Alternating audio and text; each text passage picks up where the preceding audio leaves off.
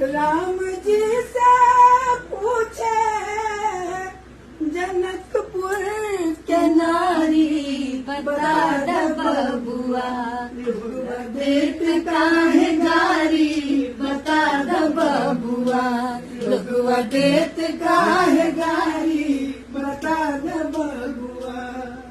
ई बूढ़ा बाबा के पकल पकल दाढ़ी, ई बूढ़ा बाबा के पकल पकल दाढ़ी, देखन में पातर, देखन में पातर, खाए भर थारी, बता दो बबुआ लोगवा देत काहे गारी, बता दो बबुआ।